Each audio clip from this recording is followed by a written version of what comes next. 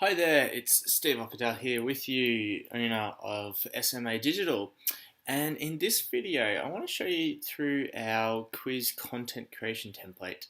And this is a Word document template to help develop the questions and the answers and the next steps sort of text that you can put into your quiz and help you develop a quiz that you can then generate hundreds and hundreds of leads, or in some cases with some of our clients, thousands of leads, using a quiz to lead people through to the next step and warm them up along the way.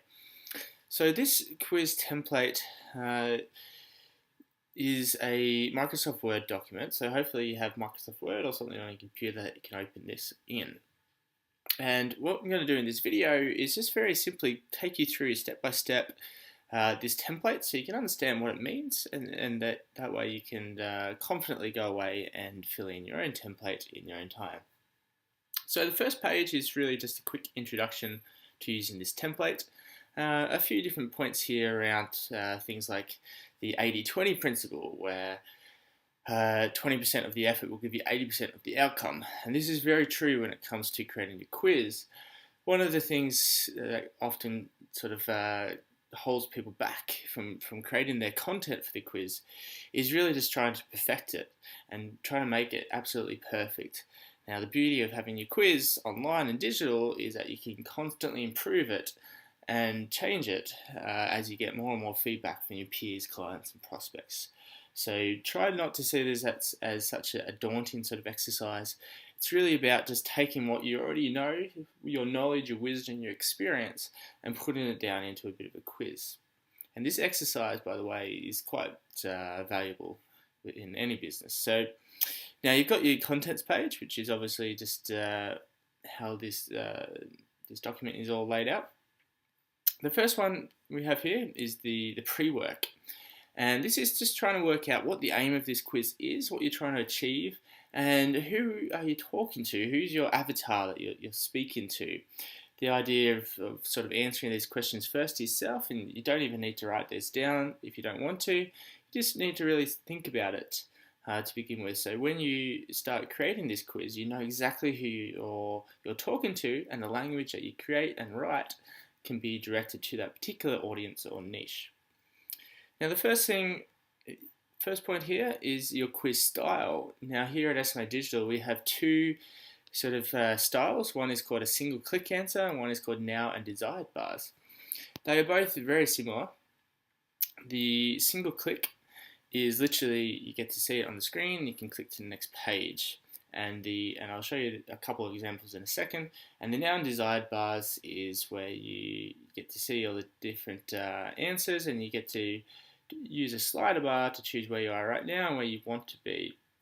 Now, they are very similar in the sense that all of our quizzes tend to have a question or a statement at the top, and then 4 or 5 in some cases definitions to describe that answer. The reason why we do that, it's quite unique for what we do, and the reason is that then people can really self-identify in one of those boxes as to where they are, as opposed to saying having a question and giving someone an answer 1 to 5 in numbers.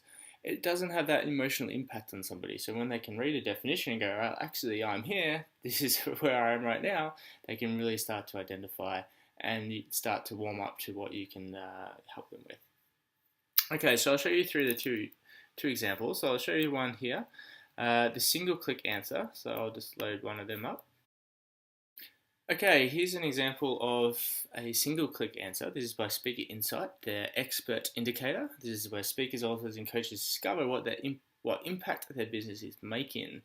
This is a really cool sort of quiz where you get to go through and figure out how much of an expert are you at the moment. And you can see here we have our statement at the very top, which is here the number 1, visibility.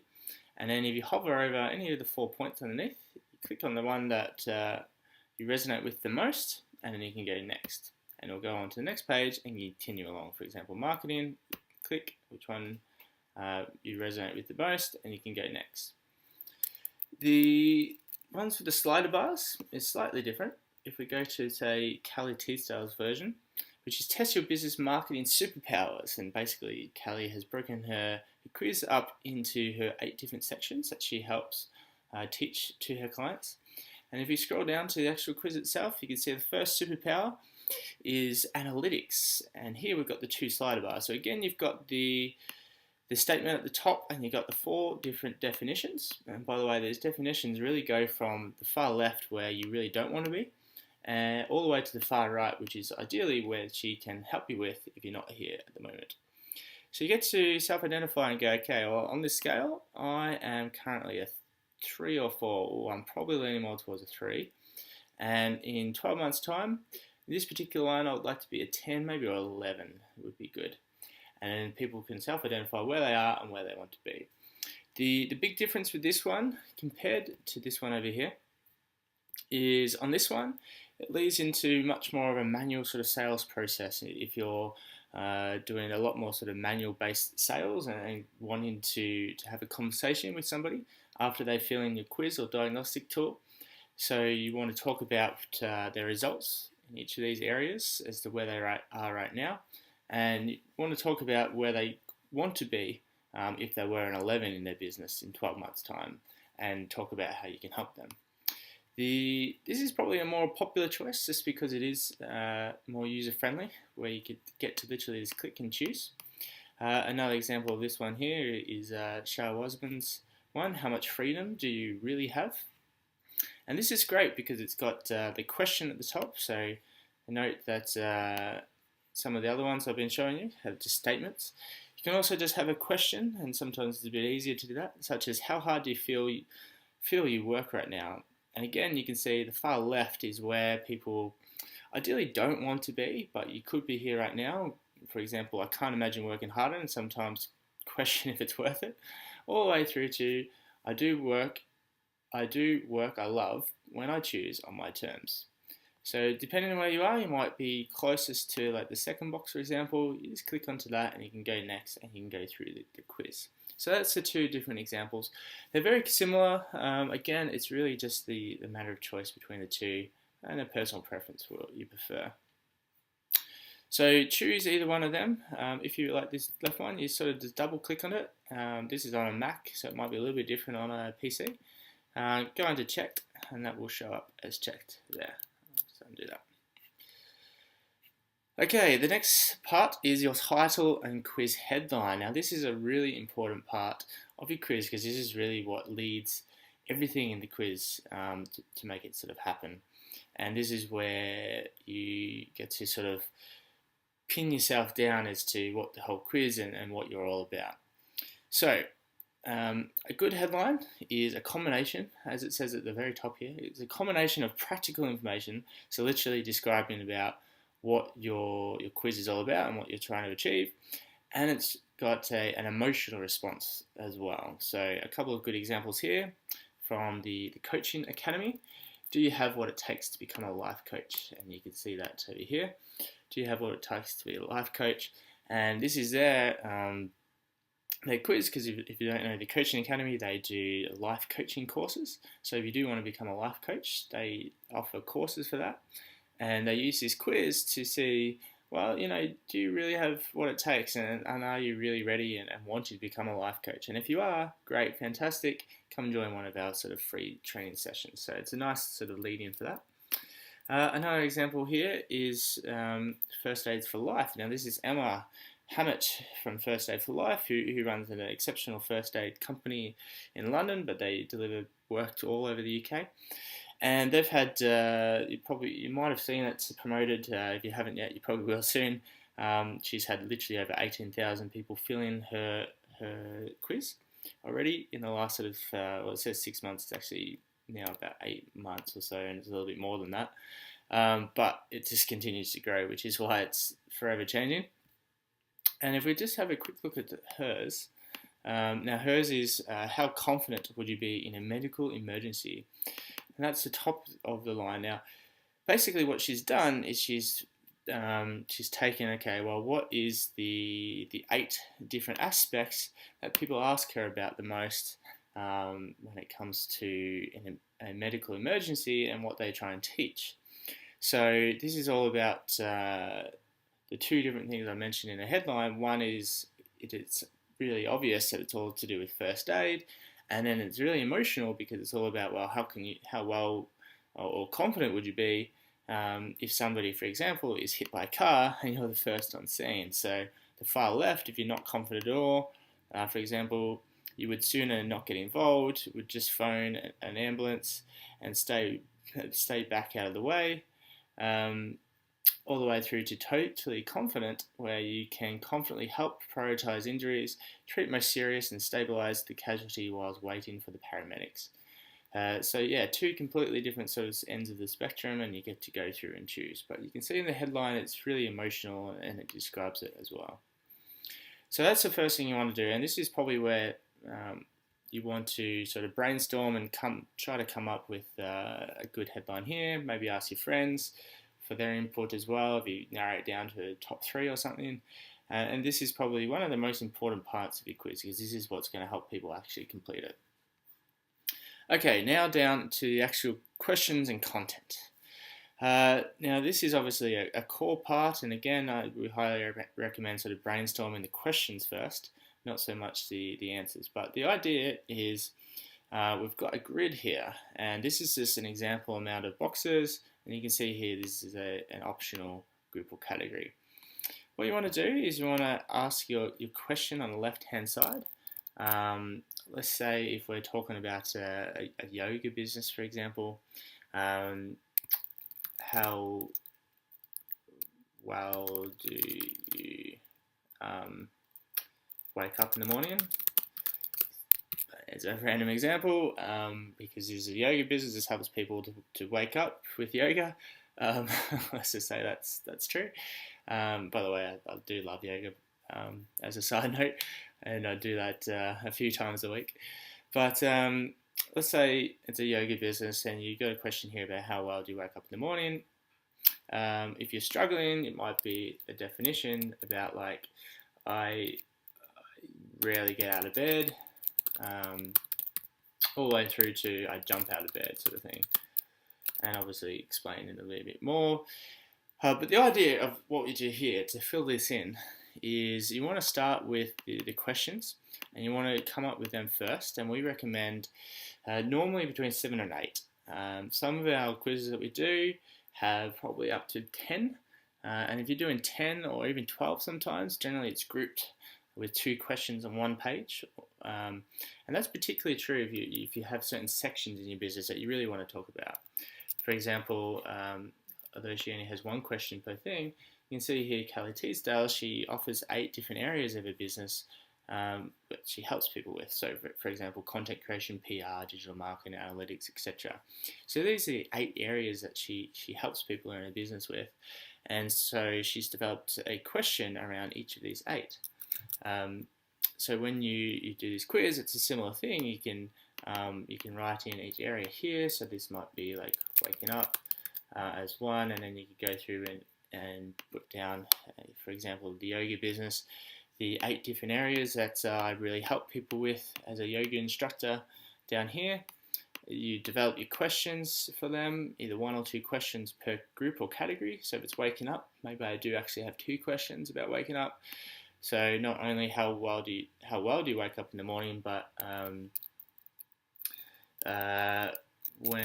so this has got to do with jumping out of the bed. So when you finally get up, and then this is all about waking up as well. And again, the 4 definitions here, and you'll notice I started with the far left and the far right. Highly recommend to do that first, because it makes filling in the middle two a lot easier. So then you might do waking up, and then an example there might be something like I am still asleep until I find my coffee. Until I find my coffee, I am full of energy. As examples. So the idea is you just want to fill in this grid. Once you get the questions done and you have the left-hand column, which is the struggling column, and feel free to change that name, and the right-hand column, which is the game changer column, and again, feel free to change that name, then you go through and fill in these middle 2. And the idea is that somebody filling in this quiz if they're reading a question about how well do you wake up in the morning, they should be able to identify themselves as one of these columns. So that's the aim of what you want to do. And again, this far left column is where they're really struggling, and this far right is ideally where you can then help them with and where they want to be. So that is the grid. That is probably the sort of a big main part of it. Let me go down to number 3. The overall results content. Now what this is basically on the final results page as well as in the PDF report that people get when they fill in your quiz. This is text to show and talk about their score. So we break that up again into the 4 sections, 0 to 25%, which is struggling, all the way through to game changer, 75 to 100%. And this is where you can put in text about each of these columns and categories. Feel free to move things around if you want. Feel free to add in pictures. You can also add in videos if you wish as well to talk about each one. And the idea is basically at the end of the grid, at the end of the quiz, somebody will get a score, for example, 48%. And if they get the 48%, they're going to be shown this box here, frustrated, 26 to 50%, and they're going to show this text or this video or this image, whatever it might be. So that's that section there. Number 4 is if you want to do it in a little bit more detail, you can then go into the individual questions or group-based results content. So what that is again, it's text according to their score. But in this scenario, we can go, and this is optional, by the way, very much optional. Probably only a handful of people actually take us up on this. Particularly to begin with, because a lot of people like to keep it simple, but if you do want to go more complex to begin with, this is a great way to let them understand exactly what each area and each part of their score means. So we would take literally all of our questions that we have, or each of our groups at the very top. So if we go back up, and I'll show you this as an example. Let's say we take waking up as a group. It could just be the question. And we'll go back down. And I'll put that in here. And we'd put all our different groups or questions. You wouldn't want to have too many. If you have lots of questions, just use your groups. If you only have 6 or 7 questions, just use those 6 or 7 questions. And again, this is the text that will show up for each of those group of questions. So waking up, now if I've now scored low in this, I could say something about that in terms of really struggling to get out of bed, and I could say something about how it's not very good for trying to get a jump start on the day, etc. All the way to the right, where it might be like, wow, fantastic to hear that you're actually getting out of bed and getting your day going. Keep it up, sort of thing. You've got some examples here, and you can see some examples in some of our demos, quizzes as well on our homepage. But yeah, so this is then sort of how it will then show on their results page and in their PDF. So for example, waking up, if this was waking up here instead of focus strategy, if I only got 6%, then I, the person filling in the quiz, would see whatever text, image or video is in this particular box here. So that's how this grid works. Feel free to add more rows or delete rows as you wish. The next one is your call to actions or next steps. So this is where you now get to start leading people to the next step after they fill in your quiz. So we've got 2 options here. So it's not to fill in both of these, it's to fill in one or the other. And the first option is we can literally just send everybody to the same particular thing to begin with. And this is good if you're just getting started with a quiz for the first time and you're not quite sure exactly where you want to send people through to. Most consultants or coaches will probably send people through to a booking, a calendar booking to have a free call with them.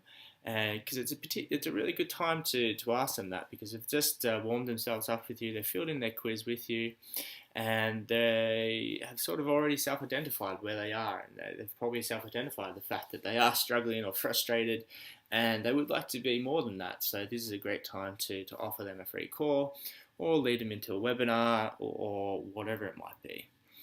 Now, this top one is literally for everyone, no matter what score they have.